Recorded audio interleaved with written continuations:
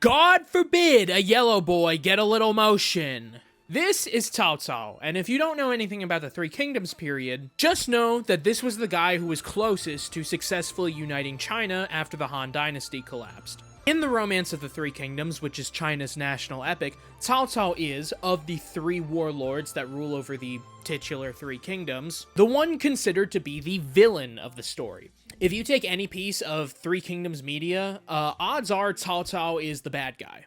They say he's a merciless killer. They say he's a cunning villain. He's famous for his line, "I would rather betray the world before the world betrays me." I have two theories about why he's been considered so poorly in history. First, Cao Cao did not oblige by the traditional rules and morals of Confucian society. He ran what was probably the closest thing to a true meritocracy during his period of time.